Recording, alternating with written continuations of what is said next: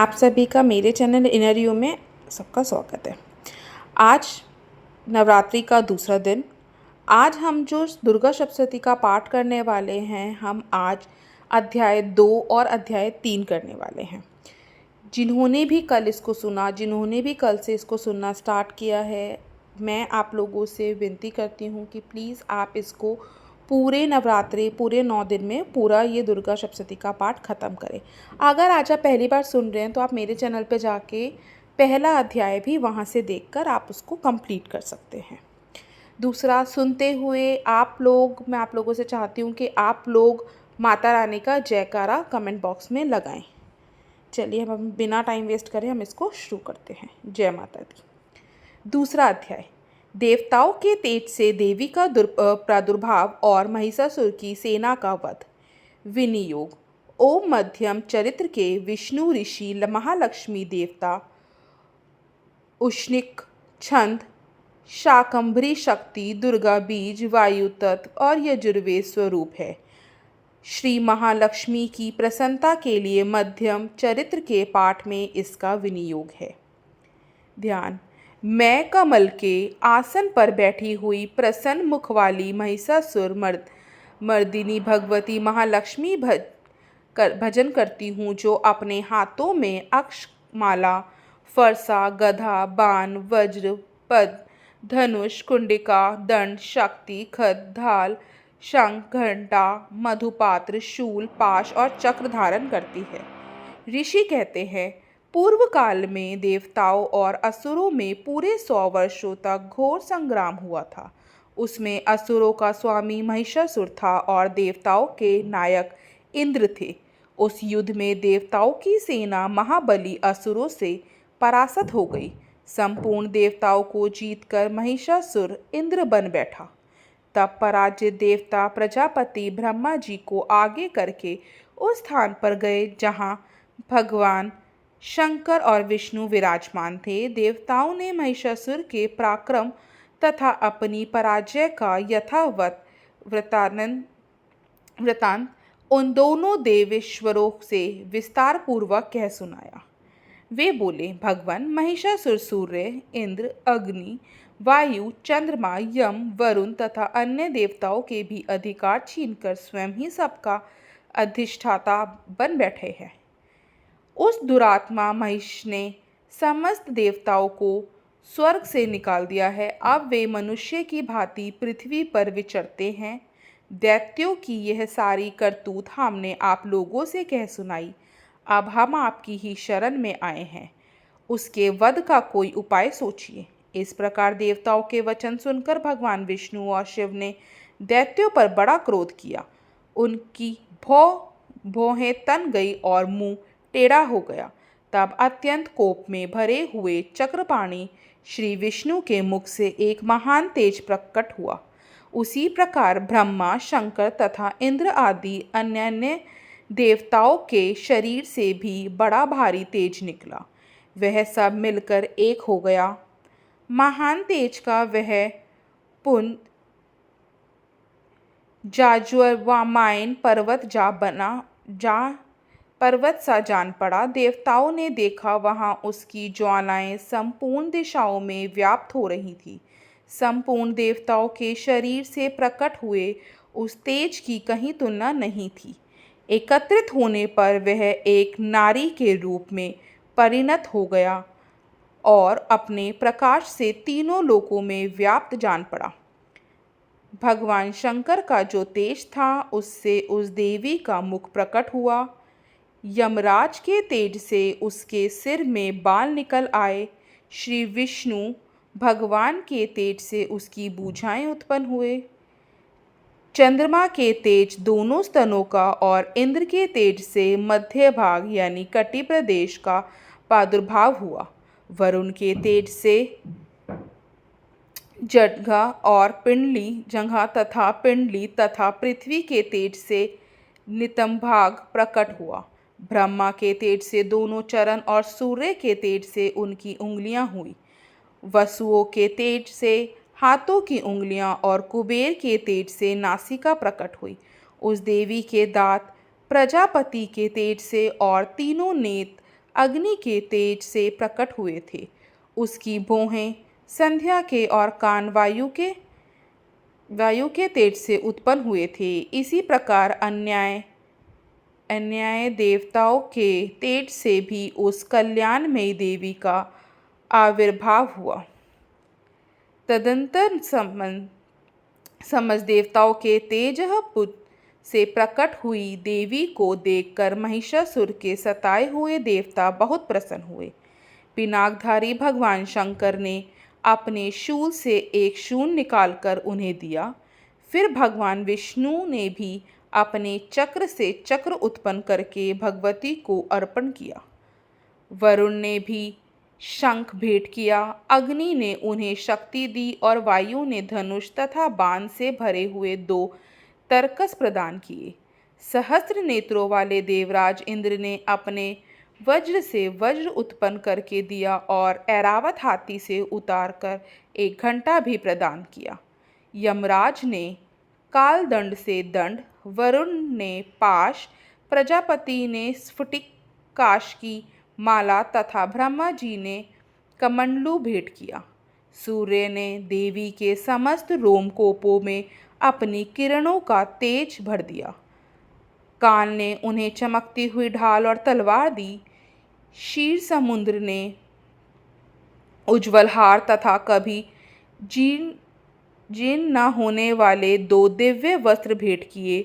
साथ ही उन्होंने दिव्य चूड़ामणि, 2 कुंडल, कड़े, उज्ज्वल अर्धचंद्र, सब बाहुओं के लिए केयूर, दोनों चरण के लिए निर्मल नूपुर, गले की सुंदर हंसनी और सब अंगुलियों में पहनने के लिए रत्नों की बनी अंगूठियां भेंट दी। विश्वकर्मा ने उन्हें अत्यंत निर्मल फरसा भेंट किया। साथ ही अनेक प्रकार के अस्त्र और अभेद्य कवच दिए। इनके सिवा मस्तक और वक्ष स्थल पर धारण करने के लिए कभी ना कुम्हाने वाले कमलों की मालाएं दी।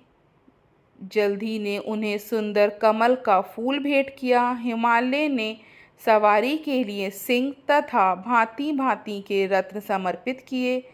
धनाध्यक्ष कुबेर ने मधु से भरा पान पात्र दिया तथा संपूर्ण नागों के राजा शेष ने, जो इस पृथ्वी को धारण करते हैं, उन्हें बहुमूल्य मणियों से विभूषित नागहार भेंट दिया। इसी प्रकार अन्य देवताओं ने भी आभूषण और अस्त्र शस्त्र देकर देवी का सम्मान किया। तत्पश्चात उन्होंने बारंबार अट्टहासपूर्वक उच्च स्वर से गर्जना की। उनके भयंकर नाद से संपूर्ण आकाश गूंज उठा। देवी का वह अत्यंत उच्च स्वर से किया हुआ सिंहनाद कहीं समा ना सका। आकाश उसके सामने लघु प्रतीत होने लगा। उससे बड़े जोर की प्रतिध्वनि हुई, जिससे संपूर्ण विश्व में हलचल मच गई और समुद्र कांप उठे। पृथ्वी डोलने लगी और समस्त पर्वत हिलने लगे। उस समय देवताओं ने अत्यंत प्रसन्नता के साथ सिंहवाहिनी भवानी से कहा, देवी तुम्हारी जय हो। साथ ही महर्षियों ने भक्ति भाव से विनम्र होकर उनका स्तवन किया।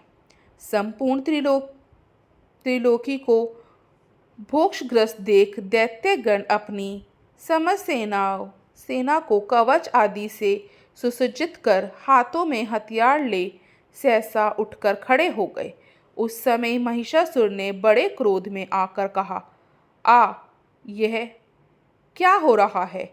फिर वह संपूर्ण असुरों से घिरकर उस सिंहनाद की ओर लक्ष्य करके दौड़ा और आगे पहुंचकर उसने देवी को देखा, जो अपनी प्रभा से तीनों लोकों को प्रकाशित कर रही थी। उनके चरणों के भार से पृथ्वी दबी जा रही थी। माथे के मुकुट से आकाश में रेखा सी खिंच रही थी तथा वे अपने धनुष की टक्कर से 7 पातालों को क्षुब्ध किए देती थी। देवी अपनी हजारों भुजाओं से संपूर्ण दिशाओं को आच्छादित करके खड़ी थी। तदंतर उनके साथ दैत्यों का युद्ध छिड़ गया। नाना प्रकार के अस्त्र शस्त्रों के प्रहार से संपूर्ण दिशाएं उद्बाधित होने लगी। चिशुर नामक महान असुर महिषासुर का सेना नायक था। वह देवी के साथ युद्ध करने लगा। अन्य दैत्यों की चतुरणी सेना साथ लेकर चामर भी लड़ने लगा। 60,000 रथियों के साथ आकर उद्ग्रग नामक महादैत्य ने लोहा लिया। 1 करोड़ रथियों को साथ लेकर महाहनु नामक दैत्य युद्ध करने लगा, जिसके रोए तलवार के समान तीखे थे। वह असीलोमा नामक महादैत्य 5 करोड़ रथी सैनिकों सहित युद्ध में आ डटा। 60 लाख रथियों से घिरा हुआ बाशकल नामक दैत्य भी उस युद्ध भूमि में लड़ने लगा। परिवारित नामक राक्षस हाथी सवार और घुड़सवारों के अनेक दलों तथा 1 करोड़ रथियों की सेना लेकर युद्ध करने लगा। विडान नामक दैत्य 5 अरब रथियों से घिरकर लोहा लेने लगा। इनके अतिरिक्त और भी हजारों महादैत्य रथ, हाथी और घोड़ों की सेना साथ लेकर वहां देवी के साथ युद्ध करने लगे। स्वयं महिषासुर उस रणभूमि में कोटि कोटि सहस्त्र रथ, हाथी और घोड़ों की सेना से घिरा हुआ खड़ा था। वे दैत्य देवी के साथ तोमर, भिंदीपाल, शक्ति, मूसल, खड्ग, परशु और पटिष्ठत आदि अस्त्र शस्त्रों का प्रहार करते हुए युद्ध कर रहे थे। कुछ दैत्यों ने उन पर शक्ति का प्रहार किया, कुछ लोगों ने पाश फेंके तथा कुछ दूसरे दैत्यों ने खड्ग प्रहार करके देवी को मार डालने का उद्योग किया। देवी ने भी क्रोध में भरकर खेल खेल में ही अपने अस्त्र शस्त्रों की वर्षा करके दैत्यों के वे समस्त अस्त्र शस्त्र काट डाले। उनके मुख पर परिश्रम या थकावट का रंच मात्र भी चिन्ह नहीं था। देवता और ऋषि उनकी स्तुति करते थे और वे भगवती परमेश्वरी दैत्यों के शरीरों पर अस्त्र शस्त्रों की वर्षा करती रही। देवी का वाहन सिंह भी क्रोध में भरकर गर्दन के बालों को हिलाता हुआ असुरों की सेना में इस प्रकार विचरने लगा मानो वनों में दावानल फैल रहा हो। रणभूमि में दैत्यों के साथ युद्ध करती हुई अंबिका देवी ने जितने निश्वास छोड़े वे सभी तत्काल सैकड़ों हजारों गणों के रूप में प्रकट हो गए और परशु, भिंदीपाल, खड्ग और पटिश आदि अस्त्रों द्वारा असुरों का सामना करने लगे। देवी की शक्ति से बड़े हुए वे गण असुरों का नाश करते हुए नगाड़ा और शंख आदि बाजे बजाने लगे। उस संग्राम महोत्सव में कितने ही गण मृदंग बजा रहे थे। तदंतर देवी ने त्रिशूल से, गदा से, शक्ति की वर्षा से और खड्ग आदि से सैकड़ों महादैत्यों का संहार कर डाला। कितनों को घंटे के भयंकर नाद से मूर्छित करके मार गिराया। बहुतेरे दैत्यों को पाश से बांधकर धरती पर घसीटा। कितने ही दैत्य उनकी तीखी तलवार की मार से दो दो टुकड़े हो गए। कितने ही गदा की चोट से घायल हो धरती पर सो गए। कितने ही मूसल की मार अत्यंत आहत होकर रक्तवमन करने लगे। कुछ दैत्य शूल से छाती फट जाने के कारण पृथ्वी पर ढेर हो गए। उस रणांगण में बाण समूहों की वृष्टि से कितने ही असुरों की कमर टूट गई। बाज की तरह झपटने वाले देव पीड़क दैत्यगण अपने प्राणों से हाथ धोने लगे। किन्हीं की बाहें छिन्न भिन्न हो गई, कितनों की गर्दनें कट गई, कितने की दैत्यों की मस्तक कट कट कर गिरने लगी। कुछ लोगों के शरीर मध्य भाग में ही विदीर्ण हो गए। कितने ही महादैत्य जांघें कट जाने से पृथ्वी पर गिर पड़े। कितनों को ही देवी ने एक बांह, एक पैर और एक नेत्र वाले करके 2 टुकड़ों में चीर डाला। कितने ही दैत्य मस्तक कट जाने पर भी गिरकर फिर उठ जाते और केवल धड़के ही रूप में अच्छे अच्छे हथियार हाथ में ले देवी के साथ युद्ध करने लगते। दूसरे कबंध युद्ध के बाजों की लेकर नाचते थे। कितने ही बिना सिर के धड़ हाथों में खट शक्ति और रिष्टि लिए दौड़ते थे तथा दूसरे दूसरे महादैत्य ठहरो ठहरो यह कहते हुए देवी को युद्ध के लिए ललकारते थे। जहाँ वह घोर संग्राम हुआ था वहाँ की धरती देवी के गिराए हुए रथ, हाथी, घोड़े और असुरों की लाशों से ऐसी पट गई थी कि वहाँ चलना फिरना असंभव हो गया था। दैत्यों की सेना में हाथी, घोड़े और असुरों के शरीरों से इतने अधिक मात्रा में रक्तपात हुआ था कि थोड़ी ही देर में वहाँ खून की बड़ी बड़ी नदियाँ बहने लगी।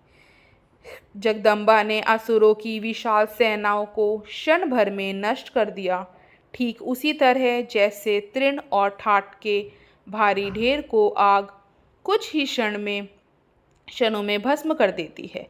और वह सिंह भी गर्दन के बालों को हिला हिलाकर जोर जोर से गर्जना करता हुआ दैत्यों के शरीरों से मानो उनके प्राण चुने लेता था। वहाँ देवी के गणों ने भी उन महादैत्यों के साथ ऐसा युद्ध किया जिससे आकाश में खड़े हुए देवतागण उन पर बहुत संतुष्ट हुए और फूल बरसाने लगे। इसी के साथ हमारा द्वितीय अध्याय समाप्त होता है। जय माता दी। तीसरा अध्याय, सेनापतियों सहित महिषासुर का वध। ध्यान। जगदम्बा के श्री अंगों की कांति उदय काल के सहस्त्रों सूर्यों के समान है। वे लाल रंग की रेशमी साड़ी पहने हुए हैं। उनके गले में मुंडमाला शोभा पा रही है। दोनों स्तनों पर रक्त चंदन का लेप लगा है। वे अपने कर कमलों में जप मालिका, विद्या और अभय तथा वर नामक मुद्राएं धारण किए हुए हैं। 3 नेत्रों से सुशोभित मुखारविंद की बड़ी शोभा हो रही है। उनके मस्तक पर चंद्रमा के साथ ही रक्त में मुकुट बंधा है तथा वे कमल के आसन पर विराजमान है। ऐसी देवी को मैं भक्तिपूर्वक प्रणाम करती हूँ। ऋषि कहते हैं, दैत्यों की सेना को इस प्रकार तहस नहस होते देख महादैत्य सेनापति चिक्षुर क्रोध में भरकर अंबिका देवी से युद्ध करने के लिए आगे बढ़ा।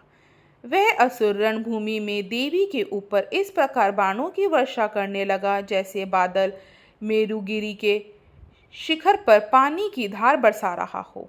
तब देवी ने अपने बाणों से उसके बाण समूहों को अनायास ही काटकर उसके घोड़ों और सारथियों को भी मार डाला। साथ ही उसके धनुष तथा अत्यंत ऊंची ध्वजा को भी तत्काल काट गिराया। धनुष कट जाने पर उसके अंगों को अपने बाणों से भींद डाला।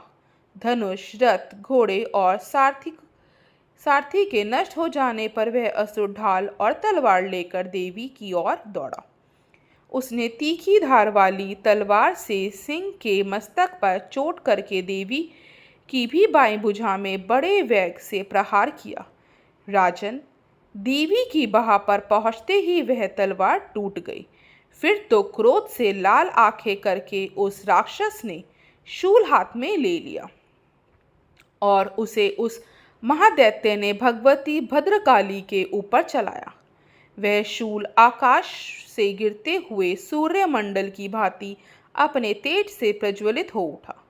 उस शूल को अपनी ओर आते देख देवी ने भी शूल का प्रहार किया। उससे राक्षस के शूल के सैकड़ों टुकड़े हो गए।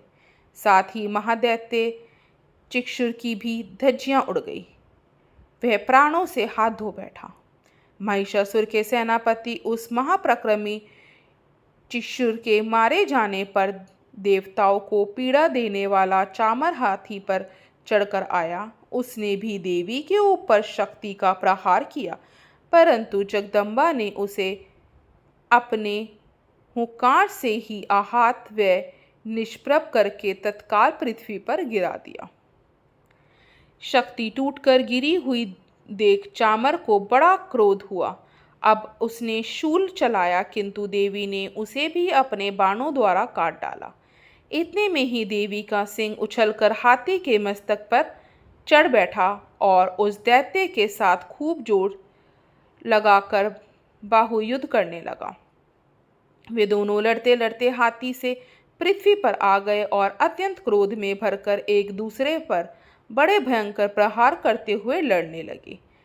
तदंतर सिंह बड़े वेग से आकाश की ओर उछला और उधर से गिरते समय उसने पंजों की मार से चामर का सिर धड़ से अलग कर दिया। इसी प्रकार उदग्र भी शिला और वृक्ष आदि की मार खाकर रणभूमि में देवी के हाथ से मारा गया और कराल भी दांतों, मुक्कों और थप्पड़ों की चोट से धराशायी हो गया। क्रोध में भरी हुई देवी ने गदा की चोट से उद्धत का कचुम्बर निकाल दिया। भिंदीपाल से वाशकल को तथा बाणों से ताम्र और अंधक को मौत के घाट उतार दिया। 3 नेत्रों वाली परमेश्वरी ने त्रिशूल से उग्रवीर्य तथा महाहनु नामक दैत्यों को मार डाला। तलवार की चोट से विडाल के मस्तक को धड़ से काट गिराया। दुर्धर और दुर्मुख इन दोनों को भी अपने बाणों से यमलोक भेज दिया। इस प्रकार अपनी सेना का संहार होता देख महिषासुर भैंसे का रूप धारण करके देवी के गणों को त्रास देना आरंभ किया।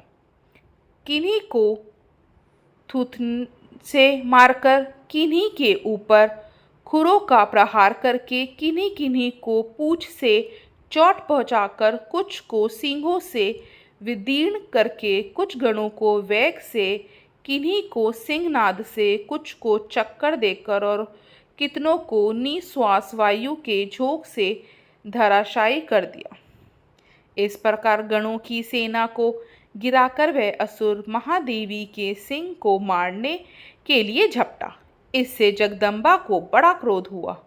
उधर महापराक्रमी महिषासुर भी क्रोध में भरकर धरती को खुरों से खोदने लगा तथा अपने सींगों से ऊंचे ऊंचे पर्वतों को उखाड़कर फेंकने और गरजने लगा।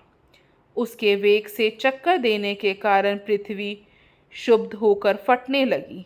उसकी पूंछ से टकराकर समुद्र सब ओर से धरती को डुबोने लगा। हिलते हुए सींगों के आघात से विदीर्ण होकर बादलों के टुकड़े टुकड़े हो गए।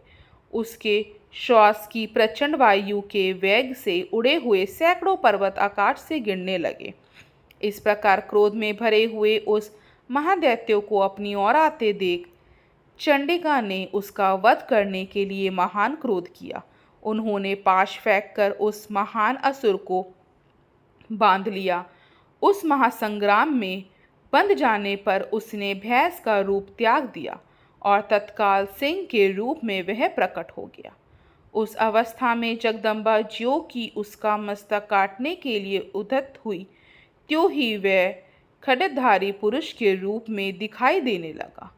तब देवी ने तुरंत ही बाणों की वर्षा करके ढाल और तलवार के साथ उस पुरुष को भी बींध डाला। इतने में ही वह महान गजराज के रूप में परिणत हो गया तथा अपनी सूंड से देवी के विशाल सिंहों को खींचने और गरजने लगा। खींचते समय देवी ने तलवार से उसकी सूंड काट डाली। तब उस महादैत्य ने पुनः भैंसे का शरीर धारण कर लिया और पहले की भांति चराचर प्राणियों सहित तीनों लोकों को व्याकुल करने लगा। तब क्रोध में भरी हुई जगन्माता चंडिका बारंबार उत्तम मधु का पान करने और लाल आंखें करके हंसने लगी। उधर वह बल और पराक्रम के मद से उन्मत्त हुआ राक्षस गरजने लगा और अपने सींगों से चंडी के ऊपर पर्वतों को फेंकने लगा। उस समय देवी अपने बाणों के समूह से उसके फेंके हुए पर्वतों को चूर्ण करती हुई बोली। बोलते समय उनका मुख मधु के मद से लाल हो रहा था और वाणी लड़खड़ा रही थी। देवी ने कहा, ओ मूढ़, मैं जब तक मधु पीती हूँ तब तक तू क्षण भर के लिए खूब गर्ज ले। मैं हाथ से यहीं तेरी मृत्यु हो जाने पर अब शीघ्र ही देवता भी गर्जना करेंगे। ऋषि कहते हैं, यो कहकर देवी उछली और उस महादैत्य के ऊपर चढ़ गई। फिर अपने पैर से उसे दबाकर उन्होंने शूल से उसके कंठ में आघात किया। उनके पैर से दबा होने पर भी महिषासुर अपने मुख से यानी अपने दूसरे रूप में बाहर आने लगा। अभी आधे शरीर से ही वह बाहर निकलने पाया था कि देवी ने अपने प्रभाव से उसे रोक दिया। आधा निकला होने पर भी वह महादैत्य देवी से युद्ध करने लगा। तब देवी ने बहुत बड़ी तलवार से उसका मस्तक काट गिराया। फिर तो हाहाकार करती हुई दैत्यों की सारी सेना भाग गई तथा संपूर्ण देवता अत्यंत प्रसन्न हो गए। देवताओं ने देवी दिव्य महर्षियों के साथ दुर्गा देवी का स्तवन किया। गंधर्व राज गाने लगे तथा अप्सराएं नृत्य करने लगी। इसी के साथ हमारा तीसरा अध्याय भी संपूर्ण होता है। जय माता दी।